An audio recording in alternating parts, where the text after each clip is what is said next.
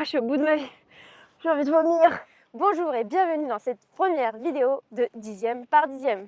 Pour ce premier épisode, je vous emmène avec moi dans mon quotidien, depuis la naissance de ma fille jusqu'à ma première compétition de sprint, en passant par mes entraînements. Et vous allez voir, ça n'a pas été un long fleuve tranquille.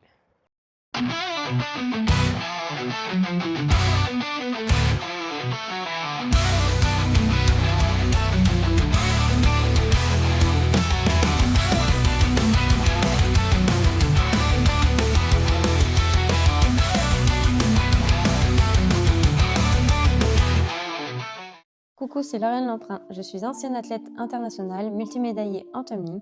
6 ans après avoir quitté le haut niveau et après une grossesse difficile, j'ai décidé de me lancer un nouveau défi sportif, me mettre au sprint à 32 ans, tout juste après la naissance de ma fille. Mon objectif, courir suffisamment vite pour participer au championnat de France d'athlétisme. Je suis convaincue que je peux y arriver, mais il va falloir mettre des choses en place pour surmonter les difficultés.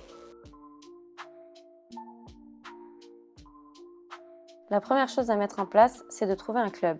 Et le club le plus performant et le moins loin de chez moi, c'était le club de l'US Dax.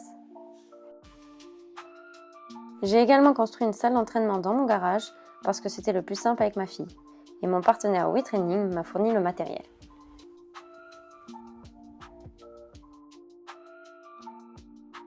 Mon deuxième partenaire, NutriPure, a mis à ma disposition une nutritionniste pour que je puisse perdre les kilos accumulés pendant la grossesse.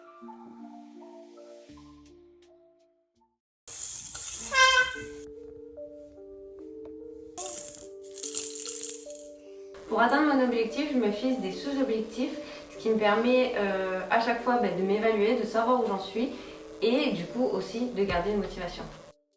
Le premier sous-objectif, ça a été les 10 km de Paris lors des Jeux Olympiques. J'étais à 3 mois postpartum. Le deuxième, c'était le raid des Étoiles des Îles d'Or à 5 mois postpartum, ce qui m'a permis de retrouver un semblant de condition physique pour le début de la saison d'athlétisme.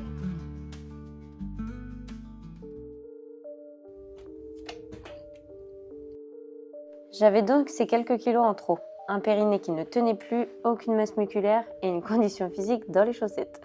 Il m'a donc fallu tout reconstruire. Je n'avais jamais pratiqué l'athlétisme de ma vie, j'avais donc aucune technique. La première compétition était dans 3 mois, le défi était donc de taille. Me reconstruire un physique, apprendre à courir et perdre les kilos accumulés durant ma grossesse. J'avais fait une analyse des années précédentes et je m'étais fixé pour objectif lors de ma première compétition de courir en moins de 8,70, ce qui me permettait théoriquement de me qualifier à la pré-région.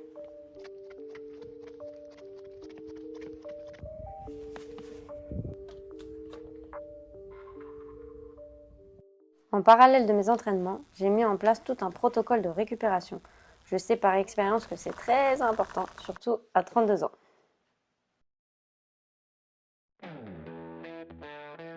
Après 3 mois d'entraînement, le championnat des Landes est arrivé.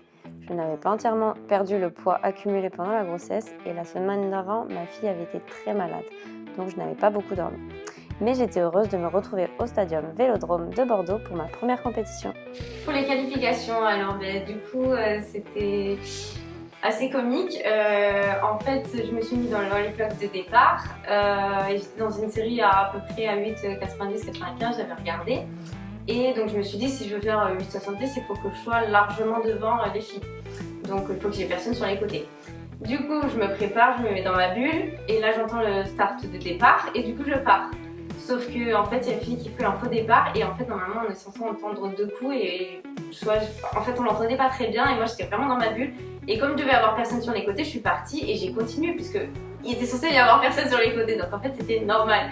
Mais je me suis rendu compte à un moment quand même, toute personne me regardait et me disait stop, stop, stop. Et là je regardais vraiment sur les côtés et là j'ai vu qu'il y avait vraiment personne. Donc là je me suis dit bon bah mince. Du coup je suis retournée tranquillement dans les starts, j'ai essayé de respirer mais j'étais cramée de ce que j'avais fait avant. Donc je me mets dans les starts, j'essaie de bouger pour pas qu'il lance le départ et que je puisse quand même respirer. Là il finit par lancer la course, donc là je pars.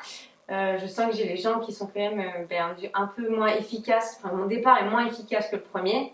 C'est ballot. Du coup, là, je continue. Je sens que petit à petit, quand j'avance dans la course, les filles commencent à s'éloigner petit à petit de moi.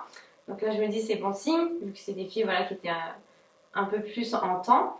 Et j'avance petit à petit jusqu'à la ligne d'arrivée, où là, du coup, je les vois, elles sont carrément derrière moi. Mon temps sur cette course était de 8,35. J'étais contente parce que j'avais battu l'objectif que je m'étais fixé, qui était à 8,70. Mais le faux départ et la course m'avaient cramé les jambes et je devais encore courir la finale de la compétition. J'étais au couloir 5 et je savais qu'à ma gauche, la fille, elle, avait couru les qualifications en 8,02. Je m'étais donc fixé comme objectif de l'accrocher tout au long de la course pour améliorer mon 8,35. Et c'est ce que j'ai fait, ce qui m'a permis de descendre mon record personnel à 8,24. Et voilà, objectif atteint. De l'accouchement à ma première compétition, la ligne d'arrivée est atteinte. Mais attention, ce n'est que le début. Pour la prochaine vidéo, direction les interrégions. Et l'objectif, aller encore plus vite. Si vous avez aimé cette aventure, n'oubliez pas de liker, de vous abonner et de laisser un commentaire.